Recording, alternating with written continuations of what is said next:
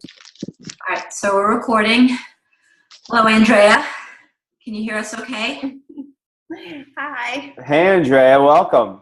Hey. Hi. Thank Thanks you. for coming on the call. Yeah.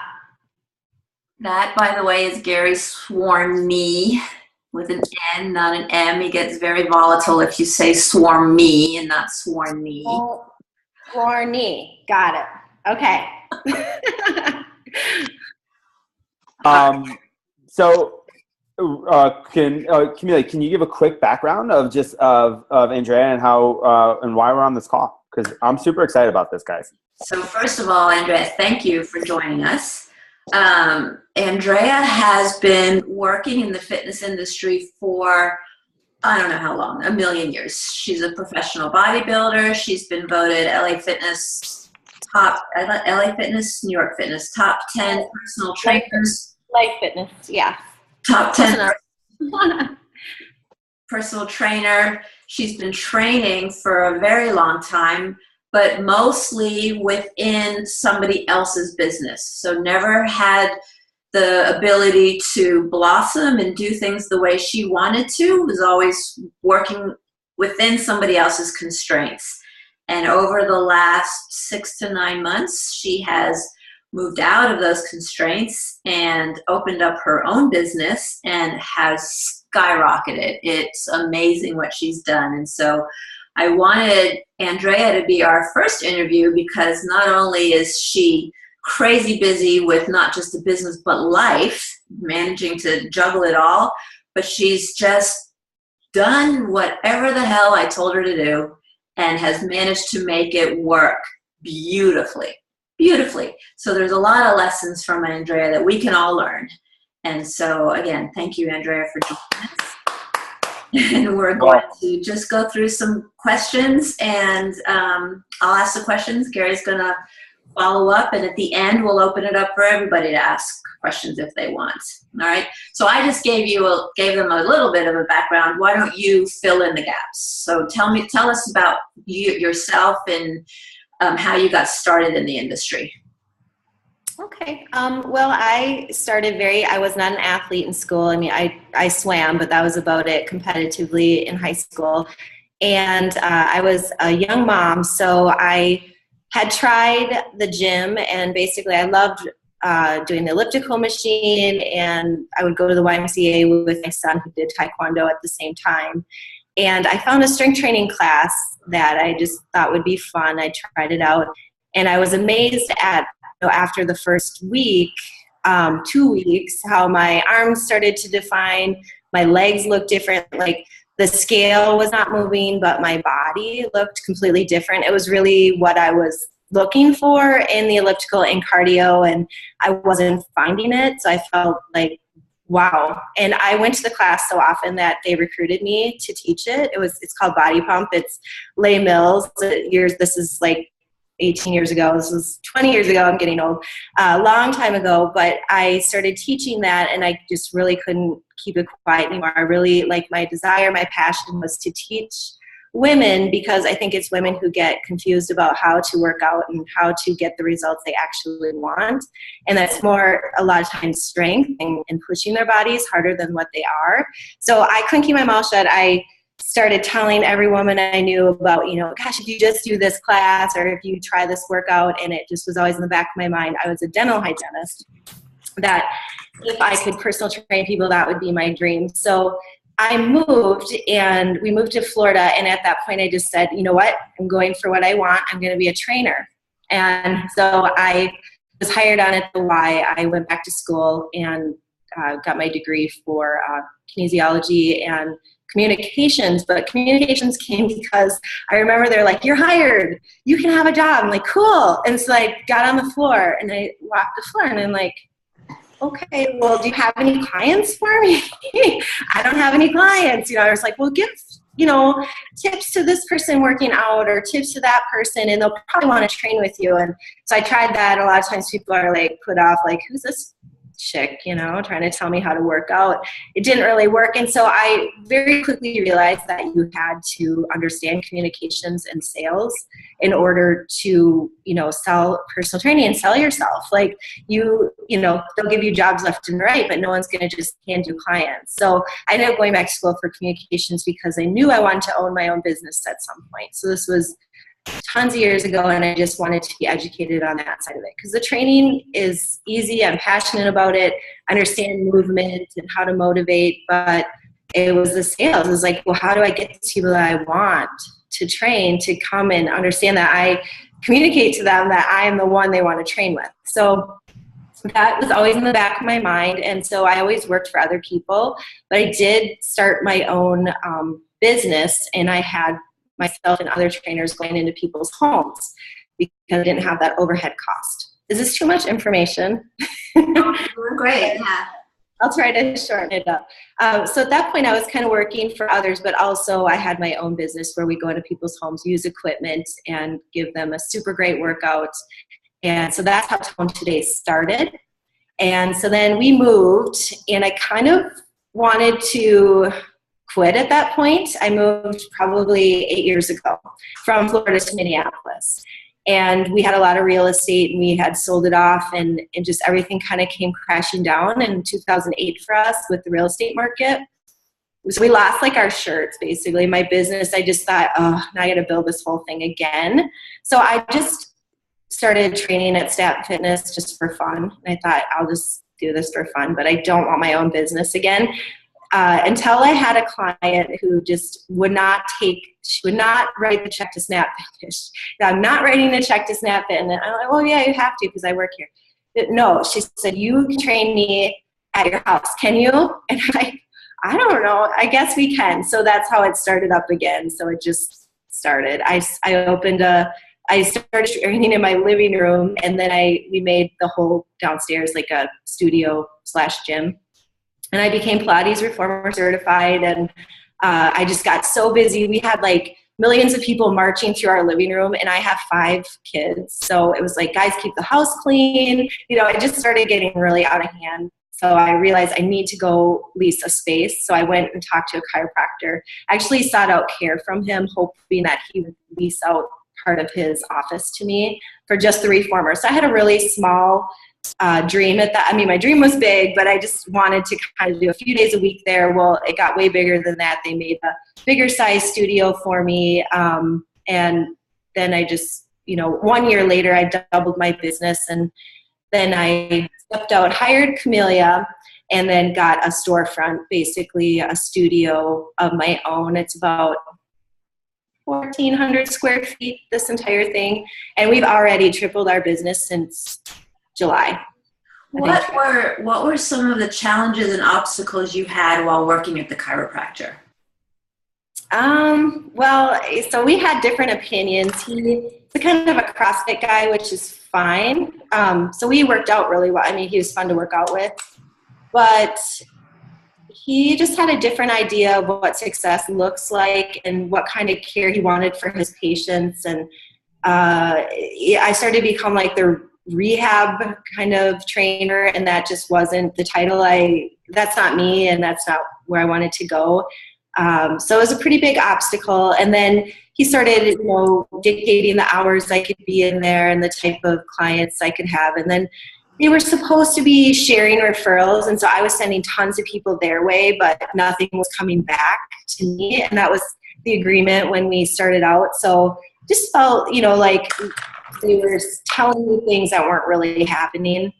And we had this, I was so excited and ready to grow, and so are they. They wanted to grow, and there's 2 chiropractors that own this business.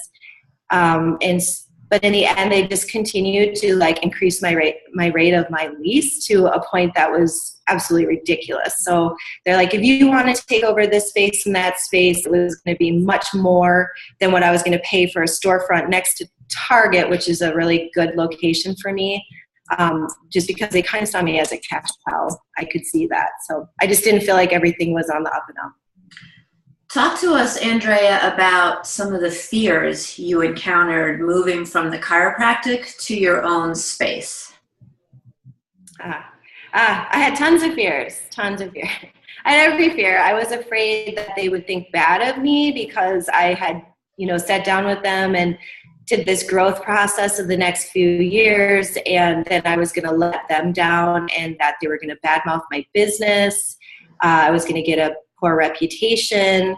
I was afraid that my clients would not want to train with other trainers, that, they were so used to me. And then if I start pawning them off onto other trainers, they wouldn't trust them. They wouldn't trust me. I was afraid people wouldn't come with me, that they would stay at the chiro office. And what else? I was afraid I wouldn't be able to meet my bills. There was a lot. I could go on and on. I mean, there was what people thought of me, how much money I was going to make, our reputation, things like that. So a lot of those usual suspects that we always uncover through our mindset practices as well. Guilt, people pleasing, fear of success, fear of failure, scarcity. Tell us how you overcame those fears. Well, I started to push through a little bit. I would just go ahead and, even if I was afraid, I adapted my behavior. So I felt the fear and, had the thought, but then I could get outside that thought and just go ahead and take the action that I needed to take, that I knew I needed to take, because I could see the certain dollar amount. And if I stayed where I was, it was never going to happen. So I knew that in order to get where I want to go, it was kind of make it or break. Like, I wasn't where I wanted to be. And so I never could be at that chiropractic office. So just looking at the bigger vision, I had to trust, this new behavior and just go with it. And then each success continued to build another success for me. So go ahead, Gary. So Andrea, it sounded like you had for lack of, you had an end game in mind, right? You had a specific thing that you wanted, right? And you were like, I have this fear, right? And if I continue on the path of this fear, it's going to lead me this way, but I really want to go this way. And you kept doing the things that would row your boat towards that end game, right? Yes. And you kind of, it sounds like you kind of reverse engineered from whatever that end game was, right? From the beginning. So I'm assuming at the very beginning, was it lonely? And was it kind of this probably is not going to work. I don't know if it's going to work. I have no idea, but I'm going to do it anyway because this is kind of exactly what I want. I know that I want this. And then there might have been days where I don't know if I really want that. Did you ever have those feelings? Absolutely. Absolutely. Yep. It was very lonely. I had an employee come with me and I could see that she was not going to fit into my, my vision either. And so it was tough decisions. There again, you don't want people to not like you. It was lonely. So that was a big piece. I felt scared, lonely, but there again, I just continued a new behavior to get to where I needed to go and just trusted it. But yeah, there was breakdowns in the car.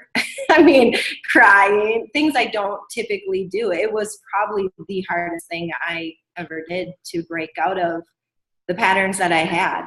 I had to change some things. And so exactly what you described. There was doubts along the way for sure. But then I could look at factual things, like my numbers and just where the direction I was going in. And I continued from that first year at the chiropractic office too. I knew the first 6 months was really hard. And I kept that in mind. Just give it 6 months, just do these new things, just see where it's going to take you. And so now I'm kind of at that 6 month and it's exactly what I thought it would be. It took me a long time even to get out of my house to go to the chiropractic office, years, because I was comfortable with that. There was no overhead. All the cash was mine. I thought this is good enough, but it wasn't good enough. But yeah, so kind of depending on, a little bit of past experience to just push through trust, but there was absolutely hard days for sure. When you said you adapted your behaviors, give us some examples of how you adapted your behaviors. Um, well, instead of, doing what was comfortable for me and staying where I usually do, I would, get uncomfortable, and just go ahead and push through.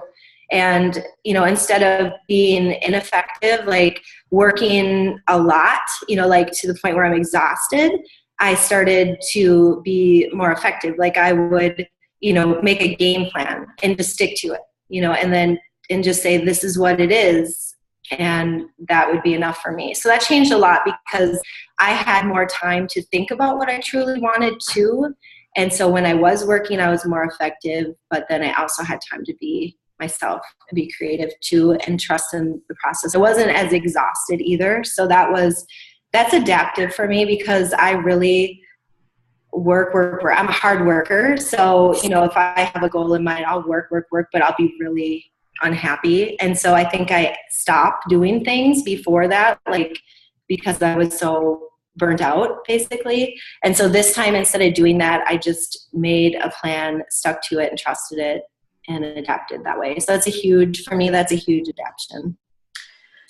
I love what you said about comfortable, because we all get comfortable. And the hardest thing when you're comfortable is to get uncomfortable.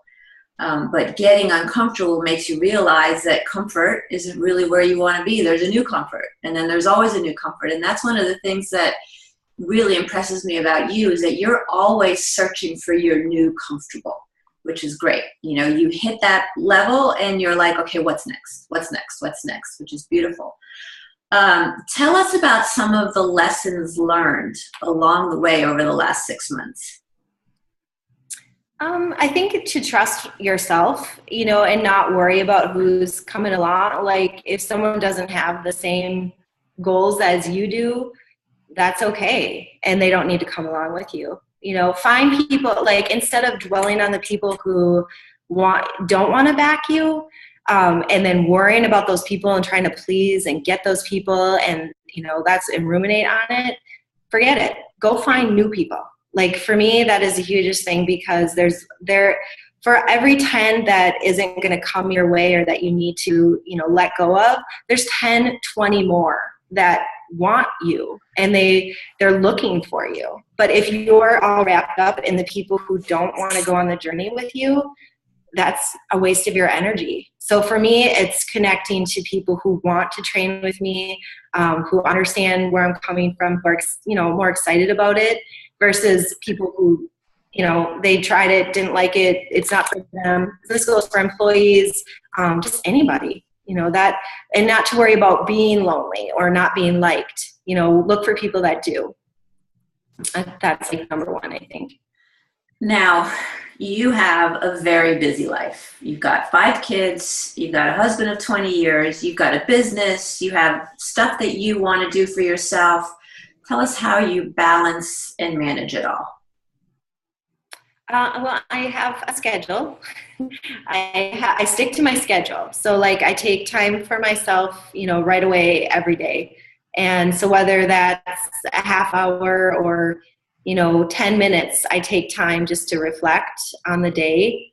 Lately, even I want to go a step further than that. Like at night, I've just been like ruminating on the things that went well that day. Like I do it with my kids and I do it with myself. So there's so many things that are built on that you can build on. And then I truly believe when I go to sleep and I wake up with good intentions, like my dreams seem better. I'm better in the morning. I just calm. And then I take that time again to be intentional. And then I have a calendar that's very, I know exactly what I'm doing all throughout the day. And I can look at it. And like for me, family time has to be balanced. Like I don't even want the success or my dreams if part of my dreams is my family, right? My relationships. So I just want to make sure that that's taking up the right amount of time. And then like we've talked about, there's those absolutely non-negotiables. So my workouts are non-negotiable, my me time, my family time, nobody's going to get in the way of that. They have to happen. And then I have effective times that are scheduled. So I really don't feel that pressed for time or frantic or any of that because everything's really balanced and scheduled. Now, let's not forget, to the people on the call and the people listening to this call, 5 kids, a husband, a business, and a life on her own. Proof right there. I love it.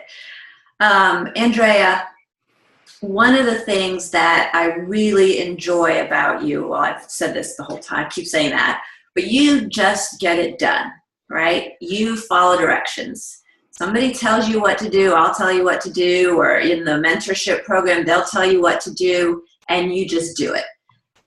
Tell us, why do you just do it? Well, first of all, I trust that someone else knows more than I do that's done it before and has the knowledge, and I want it that bad. Like, I want it bad. So I will do whatever it takes. And like I said, but it has to be balanced. I can't be miserable. But when you tell me the steps to do it and it works, so I trust that. And I want it super bad. I can't explain. I've wanted to have a successful training business and just the opportunity for a fuller, richer life to share with other people. And, I just have a huge passion for my kids. I want to show them a good example. So it means a lot to me. So when I am, asking someone else for help, like, I'm absolutely going to follow what they say, because I trust that it will get me to where I want to go. And it's important to me. That's fantastic. Let's just talk so everybody can get a framework here. When you opened your doors 6 months ago, do you remember what your recurring revenue looked like? What was the number of your recurring revenue? So I was about at 5,000. 5,000 6 months ago. And how much was in your savings? Oh gosh, like 10. It'd taken me like 2 years to get there or something, like 1,000 a month forever. Yeah, like 10,000. And how many clients? 15. And how many staff?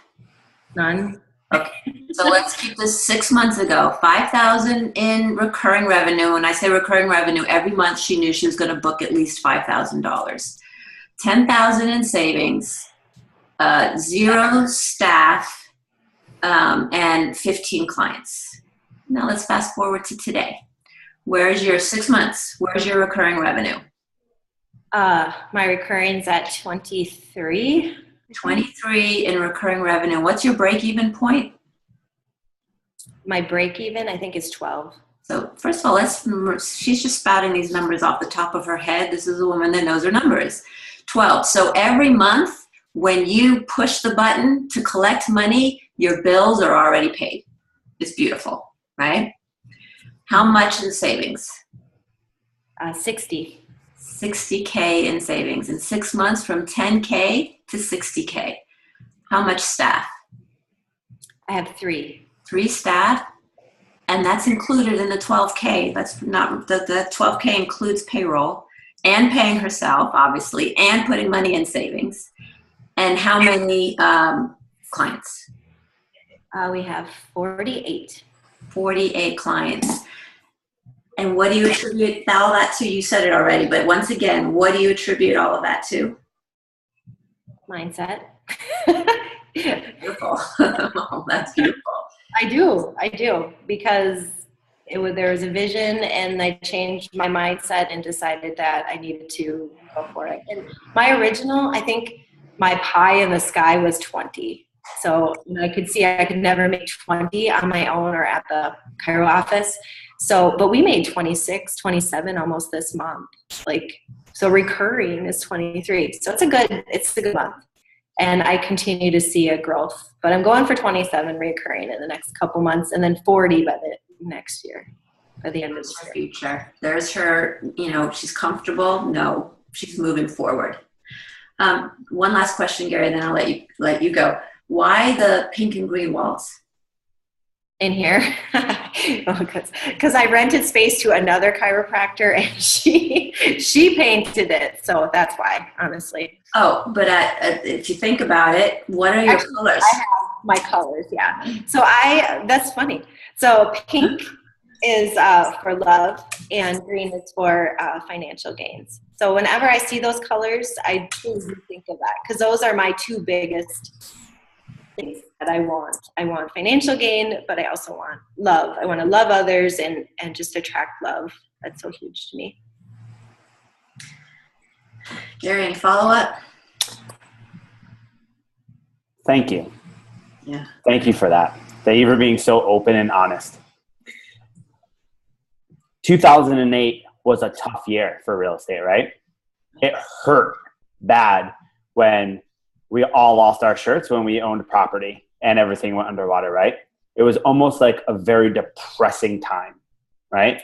And it really, people that haven't been in that part of an industry, to get something stripped away from you where you think you're on top, and all of a sudden you get it just torn out from you, and it turns you upside down literally and just beats you up for a while.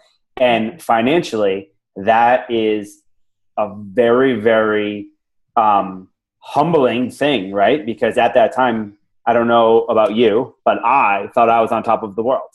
And then this happened, and then poof, everything just gets swept away, right?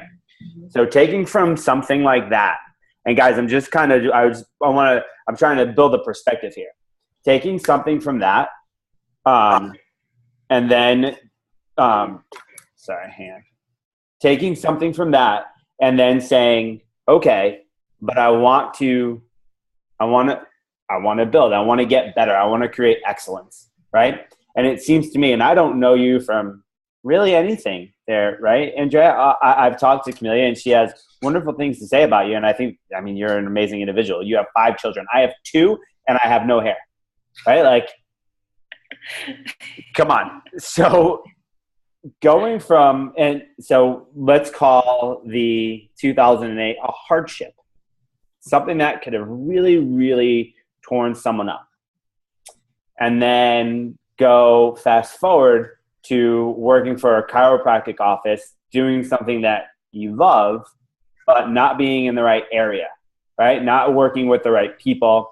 And that can kind of tear you apart too, right? If you're not working with the right people and influence, because they influence you, right? And we all learn about influence, right? How to be around influential when it goes influence perspective. And then getting clarity, right? Because you got clarity on what you wanted, and then you trusted, and then you followed that trust to get what you want. And then you collapse time into 6 months, right? People don't do that in 6 months, and good on you. And for listening to Camelia, because she knows what she's talking about, but you collapse that time down because you trusted in the process, right? Mm-hmm. And guys, one thing that Andrea talked about was being effective. And we talk a lot about being effective versus efficient, right? Both are really good, but what matters more, right? Effectiveness matters more, right? Like you could be busy all day, but you want to be busy getting the right stuff done, because if you're not, then you become burnt out. And I thought that was great. One thing that I'd love to hear on your end, Andrea, is you're married, and you've been married for 20 years. Right? How did you following your dream affect your marriage? Was there support there? Were there times where it was, I have to get a job because this is terrible? Or like, you don't have to go into the specifics, but all of us who do have spouses and we want to make a change and we want to do stuff, sometimes they're not always on the same page with us. And I would just love to hear your perspective on that. Yeah. So, right. We haven't been on the same page always, like I'm more the entrepreneurial spirit, and, I was the one who even wanted to do the real estate, and, he's the numbers guy. My husband is a financial underwriter. So he kind of brings me down. So we balance each other out really well. He'll say, I'll be like, we're going to do this because this is awesome. And then he's more realistic. Well, he's kind of devil's advocate, and I hate it because it drives me crazy. But I also take into, account what he's saying, because he's usually, somewhat right. And so, but I still know best. No, so we'll drive through, and he knows that about me. And so I feel like until I get his go-ahead, like I'm an IFPA pro bodybuilder as well. And, that I knew was going to take a lot to go through that 16-week process. So this is just an example of how I will, go about things until I got his go-ahead. Like we had a meeting about it, like, hey, I'm thinking about doing this show. Are you going to back me? Do you want to do it? So he became my workout partner. And so it was a really hard road for me because I wasn't used to eating that way and doing as much cardio. But he always had my back because we had that initial meeting and there's that understanding. And so he's really good that way. We're, if we meet about it and understand, okay, and he says, okay, he'll back me on it. But if I don't get his go ahead or he doesn't get mine, then we usually don't go ahead with things, and it is difficult during the process. But I think that initial meeting and understanding of we're going to try this and we're going to try this for this long. And yeah, financially it could be tough. How far do you want to go with it? And figure out, like what is the risk and how far we're going to go. And then we'll turn around after this amount of time. Then we usually are pretty supportive for one another. So I think just right out of the gate though, you have to be upfront with each other and decide what those are going to be for the marriage to work out well. So you said this at the very beginning too, how communication is such a huge part of everything, right? So that is a massive part right there. That's a huge part of communication. Having that conversation up front, right? And it's kind of just like not being able to keep your mouth shut about things that you're excited about. Like you said, I'm not able to keep my mouth shut about this, right? And we talk about not being able to keep your mouth shut about being relational, telling people about your business and all of that, right? And that seems to be how you've grown your business, because you just were not able to keep your mouth shut about how excited you were about your business. And I'm gonna say you're not be able to keep your mouth shut about being a pro bodybuilder, right? Like you want to talk, like it's exciting, right? All of these things are relational things too, right? So it's just simply not being able to keep your mouth shut, right? It doesn't go much deeper, right? It doesn't go much deeper than that, right? You're able to do the things that you do because you follow the schedule, you listen, right? You do the things that you want to do sometimes when you don't want to do them, right? It could be hard at first, but you did them and you followed it because you had a plan and you were clear on what you wanted. Mm-hmm. But during that time, you weren't able to keep your mouth shut. Right. Right? Yep. And you tell me, not being able to keep your mouth shut is a huge part of, maybe you didn't do it strategically. Maybe strategically you weren't like, oh my God, like come train with me because I'm having so much fun and this is so great and all this stuff. And you're like, if I do that 17 times today, I'm going to sell one person. Maybe strategically you didn't think like that. Maybe you did. I don't know. But you were not able to keep your mouth shut. And then look what happened. It became part of life, right? And I'm going to shut up and I'm going to let you talk a little bit now. But guys, remember how we say like business and life. It's about being relational. Selling is about being relational. Selling is about simple communication, right? We always get, a lot of times we get hung up on the, oh my God, I have to sell. But you learn, you trust, and then you talk, right? Camelia? I don't know. No, that was awesome. I just want to make one comment and then let's open it up for questions. When I first met Andrea, almost exactly a year ago, she was not unlike any one of you guys at all. Scattered, afraid, I don't know if it's going to work. How can I do this? I don't want to do sales. I'm not a salesperson. All of those things that you all are feeling or have felt was Andrea. Totally was Andrea. And what she said about trusting and just doing the work and being effective and following directions is exactly what's moved her out into where she is today. So this is definitely an indication of what every single person can become. And that's why we wanted Andrea on the phone, because she was you. And she's moved past that. And like she said, she accredited it all to mindset. I mean, it was a huge mindset shift for her. Huge mindset shift for her. So that's awesome. All right, so let's open it up for questions. If you have questions, just raise your hand and Gary will unmute you. Mr. Patton. Anyone else? Go ahead. Those two have a love-hate relationship, Andrea. Wow. We're just bald, that's why. So Andrea, talk to me about your meetings. That would be something that when you meet your husband, where, how it goes about. Well, I mean, we currently have weekly meetings that we do, and you know, if it's big things, then we'll meet as well. Like right now, we have weekly. Is that kind of what you were asking? Yeah, and then like when you have like big things that happen, where do you meet? So just, you know, we'll go have coffee, or, you know, we just schedule out a time. And like for the bodybuilder conversation, I think we just, you know, the kids went to bed. We made sure there was an uninterrupted time where we could, you know, sit face to face, you know, it doesn't have to take forever, like just an effective meeting though, where we have our points, you know, wrote down and an agenda, and just really, you know, a little bit formal. But, you know, we can kind of hit on the emotional side of things, you know, so that way we can get that out of the way and then talk about, you know, he can talk about what he wants and what I want.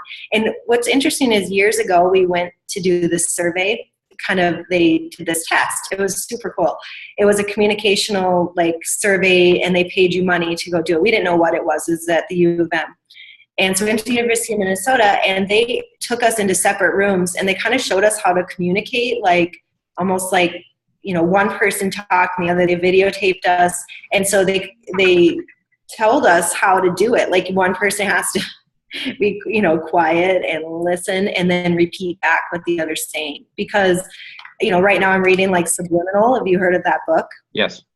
Okay. And so, you know, how the perceptions will be so different based on what you hear and what you remember. So it's a huge part of that is just like being able to, you know, write it down, have your time to talk. He has time to say what he wants, what's important to him. You know, like I said, the risks involved, and then, you know, just kind of like the stopping point, and then, you know, go ahead with it. I mean, we've had 5 kids together, and always the agreement is like, I'm not going to have any epidural, anesthesia, nothing. And he knows that. Like, I wanted all natural births. So we had a game plan for that. It was like, I don't care what the nurse says. I don't care what I say. That's not how we're having the baby. So he knows, you know, but the stopping point is like, I fucking said, we're having something. So tell the nurse she can bring in medicine now. So you know what I mean? Like we really are good at this. Like we understand how, you know, to go about things. But in really serious situations, everything goes smoothly because we understand where each other is at. Does that make sense? Yep, no, that's pretty cool. Well, I hope it makes sense, because what she just talked about there is what she does with her husband is change maker, right? It's autocloser. You do autocloser on your husband and he does it back to you. It's what we talk about all the time. It's selling. All the time it's selling. And the conversation you have with your husband, again, you're making change. Anything else, Jeff? Nope. Anybody else have questions for Andrea? I mean, now's the time. She's here. Yeah, definitely ask questions. Stacy's got a question. Oh, Vince has got a question.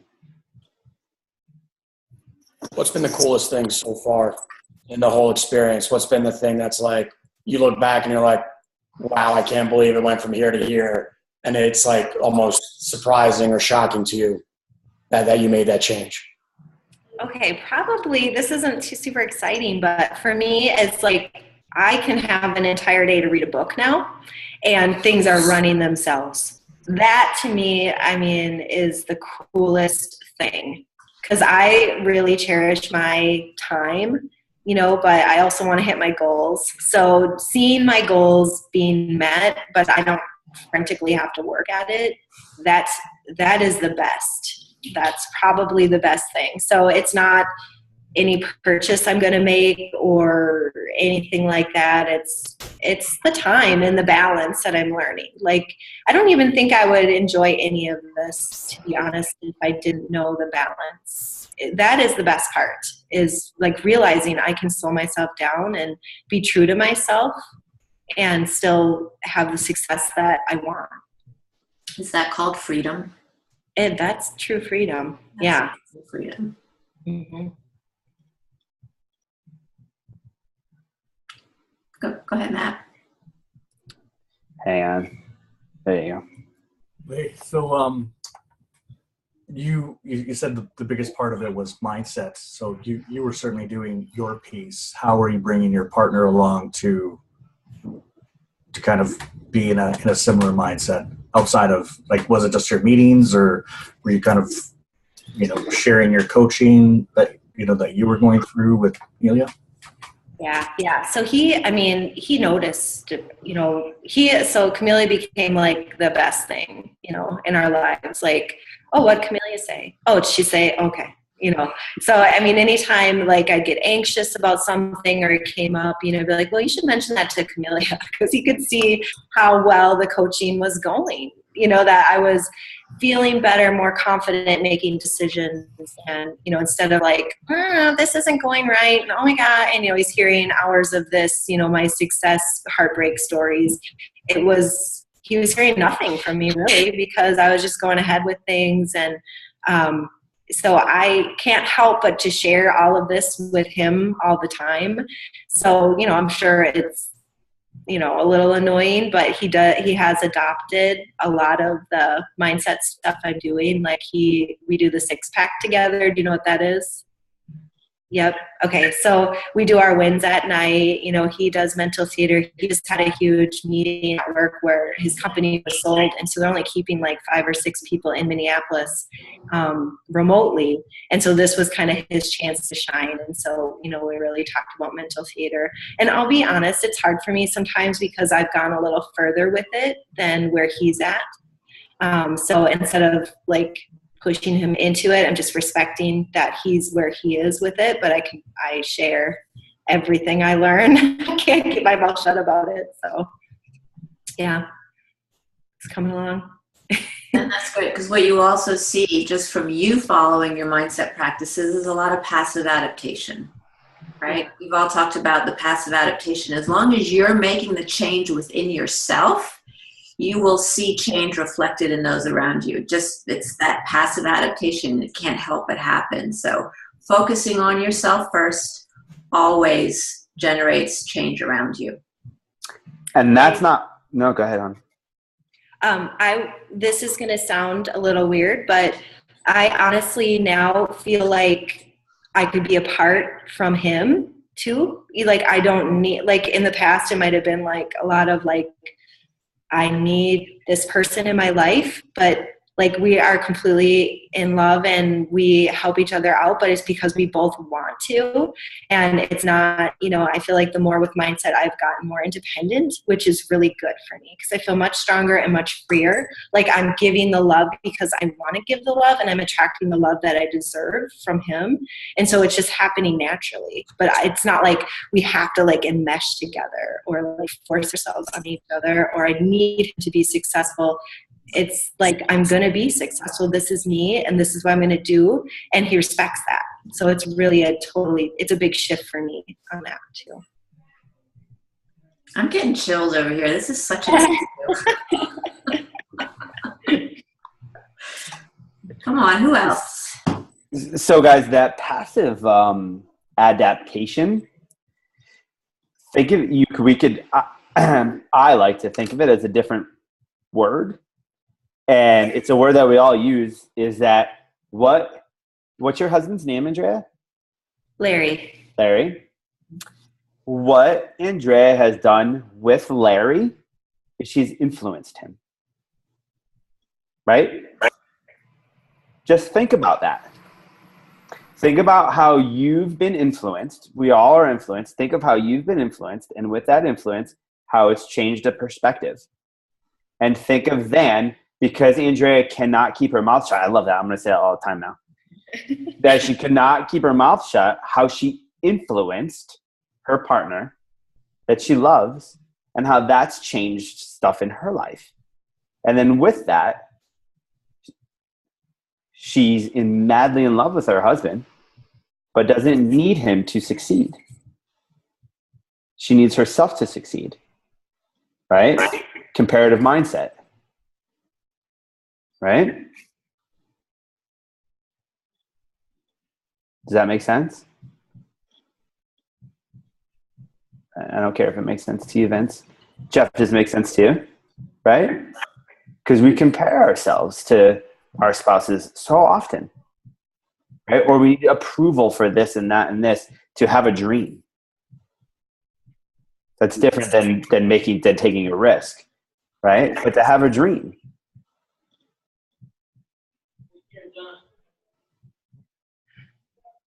I think it's beautiful. Yeah. I think it's beautiful. I think y'all should be asking questions. Stace, what questions do you have? Nothing today. I'm just soaking it all in. Good stuff though. Love it. And reoccurring revenue right now is 25, you said? 23. 23? Right? That's a girl who knows her numbers right there, right? 23. And then, in 6 months from now, it'll be 83. So that means that her total revenue, right? She's bringing in $250,000 a quarter. That's $1 million a year. We're going to Paris for our 20-year anniversary and Iceland. So that's a huge, that also has been on my list for a long time. Those are two. So everything just starts to, it's nice because I could see everything piecing together. Like now, 12 days in Paris in May, that was a dream for a long, long time. We have a person on the call, Andrea, from Iceland. Helgi, raise your hand. You can connect with Helgi. He lives in Iceland. Who's on the call? Yeah, Helgi right there raising his hand. I can't see him. How is Iceland? Is it nice? No, it's not. Really? We're going to go to the lagoon. It looks kind of cool, the geothermic. Yeah, it's very nice. I'm just kidding. Okay, we're excited. And that's a big deal, guys, right? Because that is freedom, right? Being able to, I don't remember who I was talking to. I want to think I was talking to Stacy, or it was in Canada. We were talking about vacations. It does not suck to be able to do that. That's a freedom life. It doesn't suck to say, I'm going to Paris for 2 weeks. And oh, by the way, while I'm in Paris, everything's taken care of at home, and I'm still making $23,000 a month or whatever that number is, and I'm in Paris. That doesn't suck. That doesn't suck. If you can, and I don't want to, Andrea, if you can close out, not that we have to close out, but if you can, and if you had any advice or any words of, say, wisdom or thoughts for anyone that was starting a business or is in a business or has doubt, what would you say? I would say, well, first, make sure that you're surrounding yourself with people who can help you to organize your time and make you effective. But I would definitely say the amount of doubt you have, don't listen to it. If you have a dream, then, figure out what you want and go for it and, try to change your mindset on it. I just feel like if they found someone to help them be more effective, and they have any amount of success at that point, that it could get better. Sorry, it wasn't very good. No, that was great. And my last question to you is, 6 months ago, did you feel the same way you feel right now? in No. regards to fear and mindset and all that? No, I was a completely different person. Completely. So you changed. I listened to fear and doubt all the time. And now I don't listen to fear and doubt at all. So I feel limitless. I feel like I could do anything. And I don't say should, I say could all the time because it's possible. I really, not just like on a motivational, I really feel that way. Instead of putting my energy into doubting and fearing and getting people to like me that may not, which I used to spend all my energy on, I just go look for the ones who want to hear me and who are out there, and I dream and I imagine for the better. And it's a complete shift. And so I guess thank you for asking the second question, because that's what I would tell somebody is put your energy toward what you want, not what you don't want, the waste of your energy. And do you think that 6 months ago from today, you are where you are today because you did the work to get to where you are today? I do think some of it has to do with work, but it's more, okay. Not personal training work, but like you did the practice or the effort to get to where you are today in regards to whether not to listen to fear or to trust community or whatever it was. Did you have to do the effort to get to where you are today? Yes, I had to diligently dive into uncomfortable waters week after week and trust, for sure. A lot. So yes, I did it though, and I'm doing it. And that's it, yes.